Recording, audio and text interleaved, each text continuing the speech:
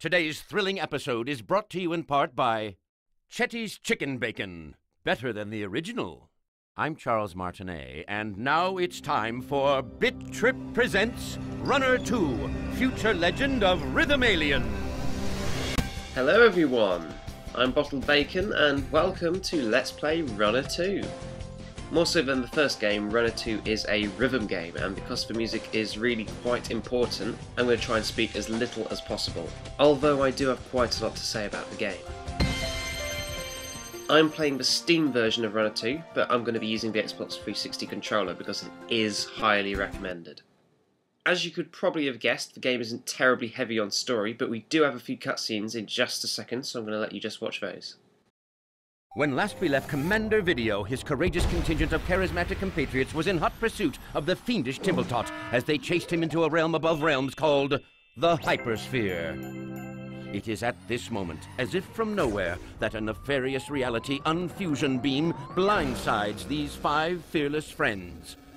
The always imperturbable Commander Video, shielding his elite assemblage of exceptional allies, takes the brunt of the blast and is sucked into an unknown dimension, a land of wondrous imagination found only at the apex of light and matter, a wavelength of the optical spectrum opened by the maniacal Timbletot to trap and enslave our gallant protagonist. Confused and companionless, our hero ponders his current position. The only thing that remains clear to him now is that he has fallen prey to a vulgar scheme full of villainy, which he must vanquish.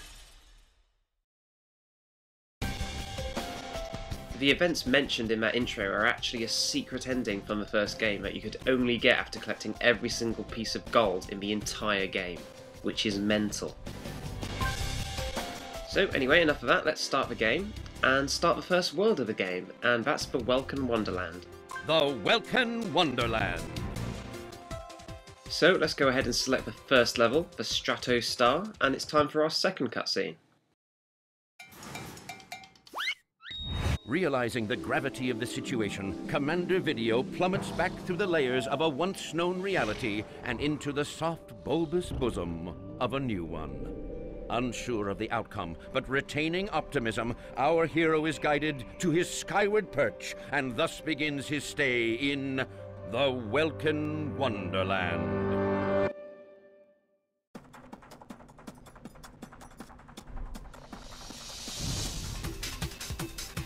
So this is the game. It plays much like the original Runner. I'm just going to stay quiet mostly for this opening level. For now there's only one thing we've got to worry about, and that is pressing A to jump over obstacles.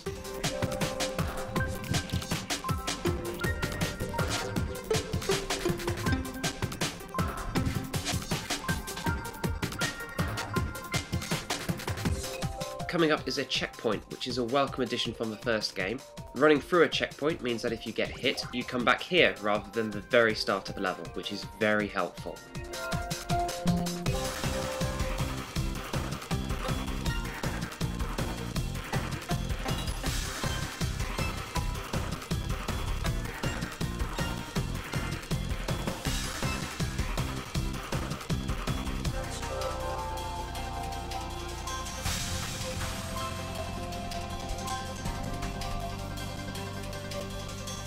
And that's the end of the level. If you manage to collect all the gold in a level, you get a perfect, which results in this bonus chance.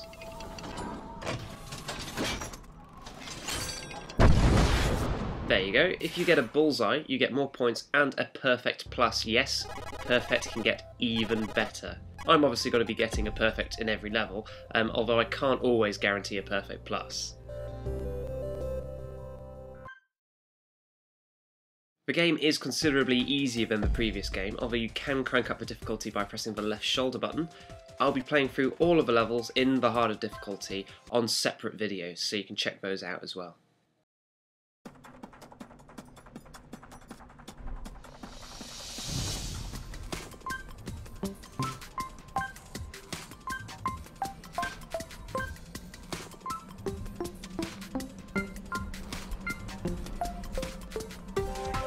Very nearly missed that gold there, and that just won't do. The reason we actually collect the gold is that they unlock certain extra levels, and honestly they're just quite pleasing to hear. If you want a bit more of a challenge, you can actually jump over the checkpoint, and what that does, apart from exciting that pickle man there, is it gives you 50,000 points in return for not being able to return to that point if you die.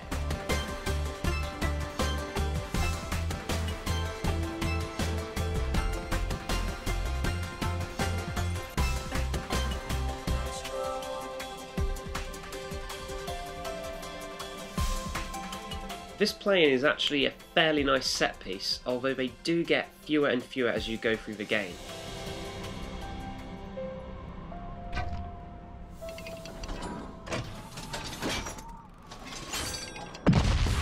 Hey, and we got a perfect plus, so honestly, I can live with it.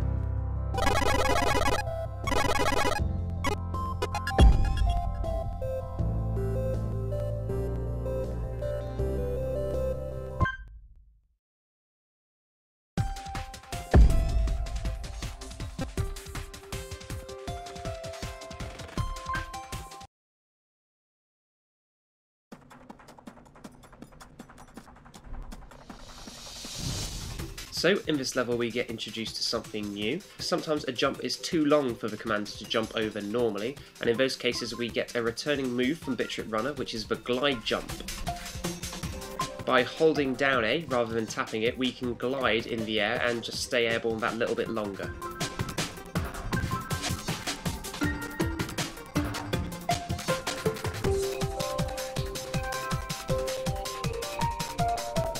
I'm going to take this checkpoint this time. I'm sorry, I'm just not feeling as daring.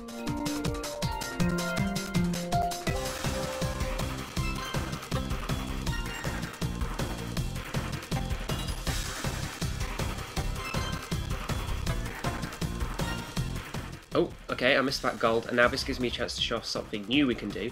By deliberately hitting something, we can return to the checkpoint and get a second chance at grabbing that gold from then on.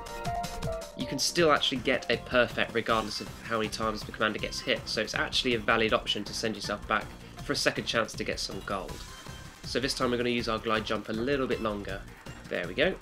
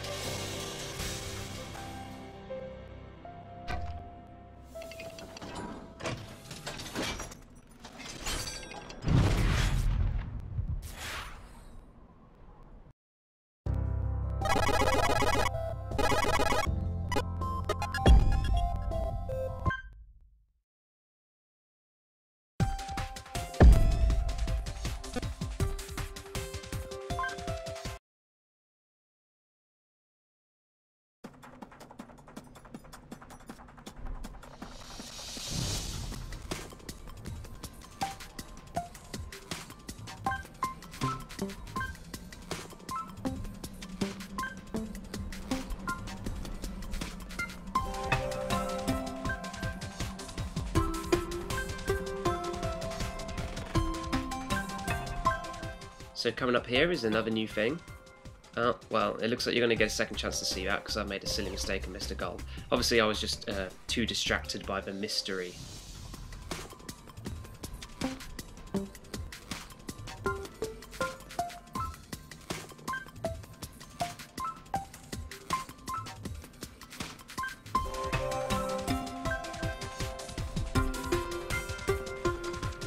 So it's coming up again, and take your best guess at what it is because I'm going to be avoiding it for now and we'll be revisiting that in the bonus video. So just because I seem to have been playing a lot sloppier lately, I'm going to jump over this checkpoint just to show I'm a pro. And, you know, I always like to excite that pickle.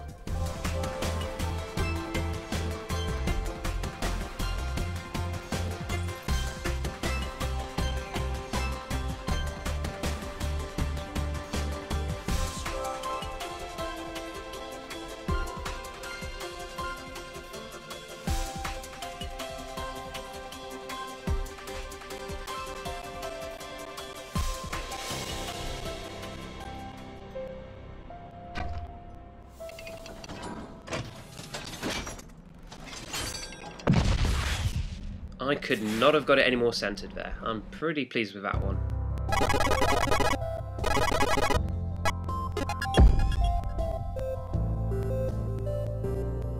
And I'm just going to bring up the micro leaderboard. For some reason it always says I'm third, but I'm not sure out of who. I think it's just trying to humour me personally. So now let's visit the last level of the update, Cloud Surfer.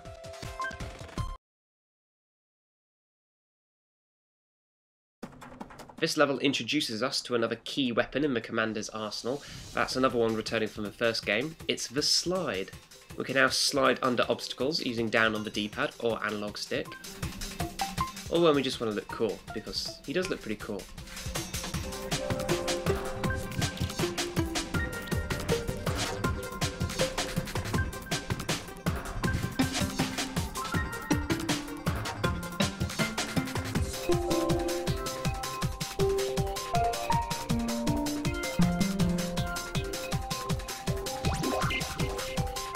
And here's another first, it's the first branching path.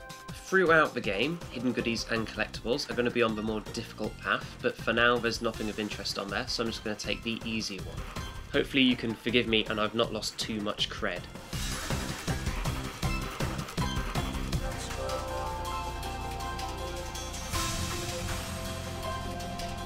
And as the game is telling us, we've got another thirst coming up. It's the first treasure chest. The game forces us to take this one. I don't think it's actually possible to skip that. And as you can see, this one got us a new costume, which we're going to be seeing in the bonus video too.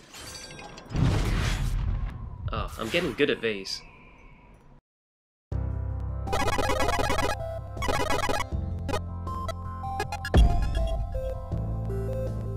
And on that note, that's it for this update. I'll see you next update, where I'm going to show you one of the most important gameplay mechanics in the whole ruddy game. But until then, thank you very much for watching, and goodbye.